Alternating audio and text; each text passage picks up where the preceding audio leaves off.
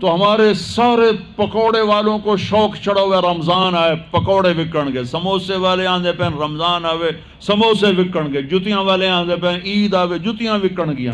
وہ کسی کو یہ شوق ہی نہیں کہ بخشش ہوگی، اللہ راضی ہوگا، جنت ملے گی، اللہ کی محبت میں بھوک لگے گی، اللہ کے عشق میں پیاس لگے گی۔ وہ بھوک اور پیاس کی جو تڑپ اور کسک ہے، پھر ہم ہاتھ اٹھا کے اللہ سے مانگیں گے، ہم کہیں گے یا اللہ، تو عرش کے دروازوں تک میری پکار جائے گی، ساتوں آسمان میری پکار سے گونج اٹھیں گے۔ مجھے یقین ہے کہ میرا اللہ کہتا ہے، میرا نبی فرماتے ہیں کہ اللہ رمضان میں سارے آسمان کے فرشتوں سے فرماتا ہے روزے رکھنے والوں کی دعا پر آمین کہو۔ عرش کے فرشتوں سے اللہ فرماتا ہے میری تسبیح چھوڑ دو، رمضان کے روزے رکھنے والوں کی دعا پر آمین کہو، آمین کہو۔ عرش فرش میں گونج اٹھتی ہیں میری دعائیں، میری صدائیں، میرے نوحے، میرے گریے ہلا دیتے ہیں۔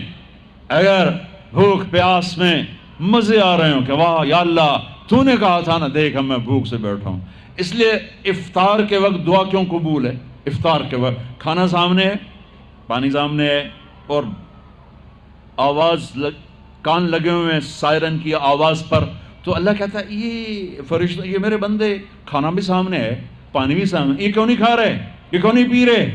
بولو کہ یا اللہ تیری محبت، واہ واہ میری محبت، چلو تم گواہ رہو، میں نے معاف کیا، چل میرا بندہ مانگ، کھانے سے پہلے مانگ۔ وہ وقت مانگنے کا ہوتا ہے، پکوڑے کھانے کا نہیں ہوتا، سموسے دکھن کا نہیں ہوتا۔ سموسے، پکوڑے، کچوریاں، سیون اپ، جام شیری، روح افزا، 500 چیزاں تو اندر پا لیندے ہو، سارے روزے دی تباہی پھیر کے رکھ دیتے۔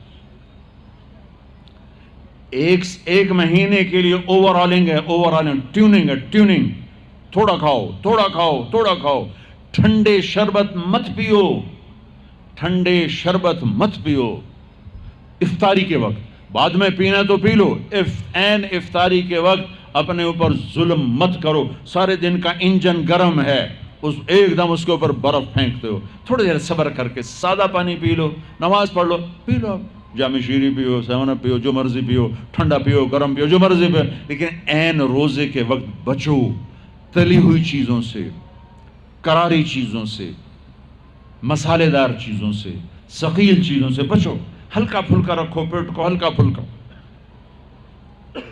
تاکہ روزے کا مقصد حاصل ہو کہ جسم پاک ہو، غلاظتوں سے، گندگیوں سے پاک ہو، صاف ہو۔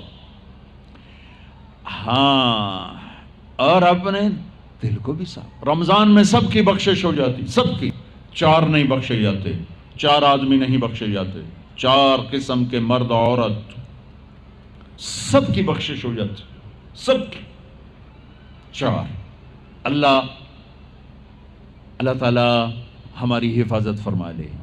کسی بھائی میں یہ عیب ہے، ابھی سن کے توبہ کر لینا، شراب پینے والا، مستقل شراب پینے والا، رمضان میں بخشش نہیں، ماں باپ کا نافرمان، ماں باپ کا نافرمان، بخشش نہیں۔ ماں باپ کا نافرمان کے لیے تو میرے نبی نے کہا کہ اللہ ہر گناہ کی سزا موت کے بعد دے گا۔ ماں باپ کے نافرمان کو یہیں سے شروع کرے گا اور آگے تک لے کے جائے گا، یہاں بھی سزا دے گا اور آگے بھی سزا دے گا۔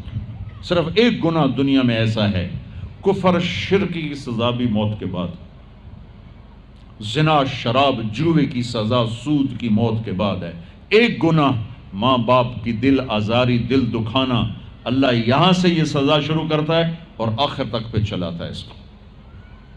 میرے نبی سے پوچھا گیا یا رسول اللہ قیامت کب آئے گی؟ آپ نے کہا اللہ کو پتہ ہے۔ کہا کوئی نشانی بتائیں؟ کہ جب ماؤں کو ذلیل کیا جائے گا قیامت آ جائے گی۔ ماں باپ کا نافرمان۔ تیسرا کون ہے؟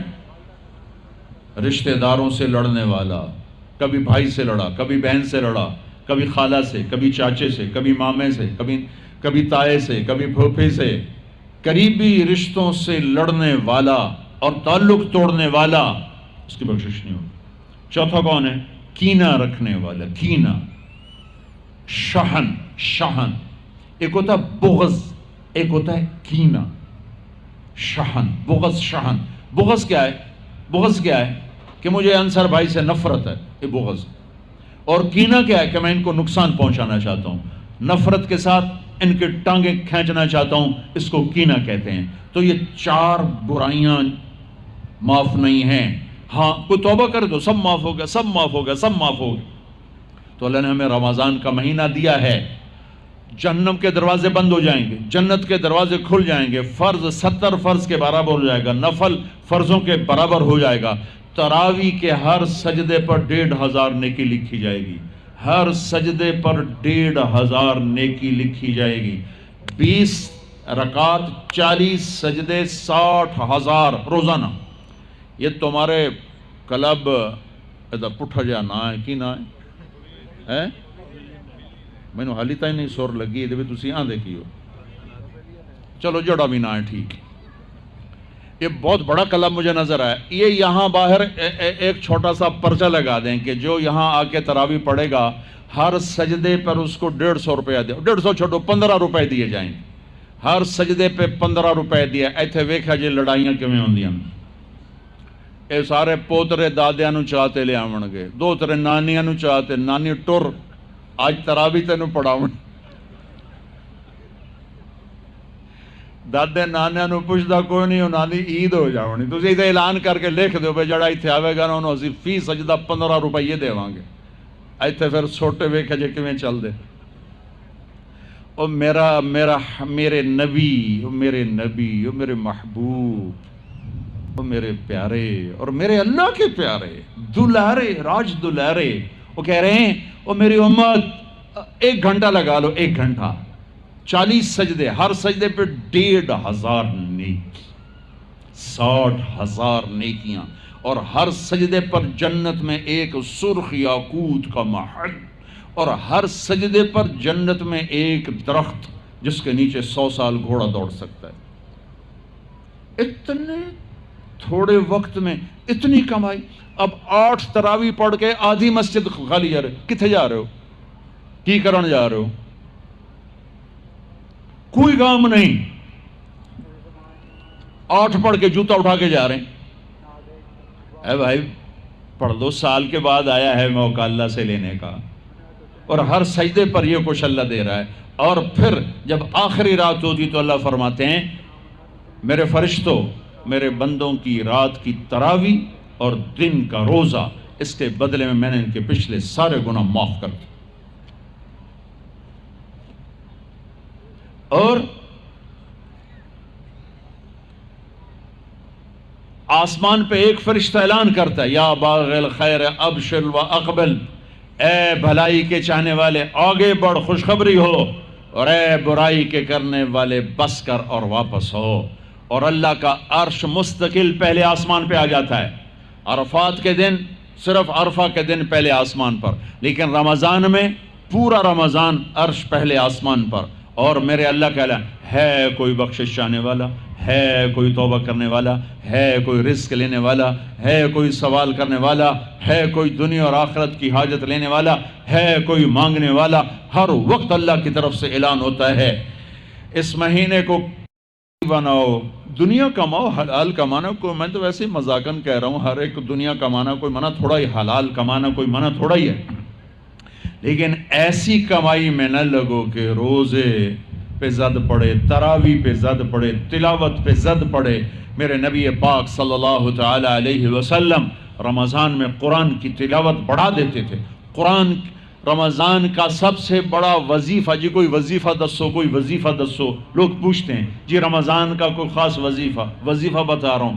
رمضان کا خاص وظیفہ قرآن کی تلاوت، رمضان کا خاص وظیفہ قرآن کی تلاوت، قرآن کی تلاوت، قرآن کی تلاوت، جتنا پڑھ سکتے ہو پڑھتے جاؤ، پڑھتے جاؤ، پڑھتے جاؤ، پڑھتے جاؤ۔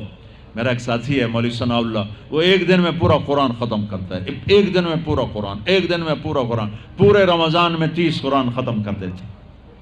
سوائے اس کے بیمار ہو جائے تو کوئی بیمار ہو جائے تو 10 پارے، ورنہ پورا قرآن، رمضان قرآن، پورا قرآن۔ تو چلو ہم پورا قرآن نہیں پڑھتے، کچھ تو پڑھو، سارے سال نہیں پڑھا، کچھ تو پڑھو۔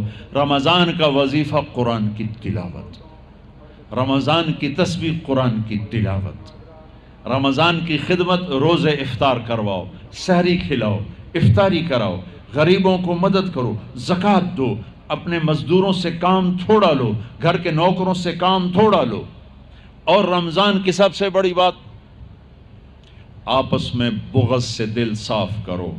لڑے ہوئے ہو رمضان آنے سے پہلے جیسے لوگ حج پر جانے سے پہلے نہیں فون کرتے ہیں، صلح کرتے ہیں، اتنا ہی ضروری ہے رمضان سے پہلے میں دل صاف کر لوں، میں معاف کر دوں، میں معافی مانگ لوں. زیادتی کی ہے تو معافی مانگ لوں، کوئی معافی مانگنے آیا تو معاف کر دوں. میرا دل صاف ہو، کسی سے بغض نہ ہو، کسی سے کینہ نہ ہو، کسی کا حسد نہ ہو، کسی سے رنجش نہ ہو. دل صاف کرو. صاف دل اللہ کا عرش بن جاتا ہے، اللہ کا عرش بن جاتا ہے، اللہ کا عرش بن جاتا ہے.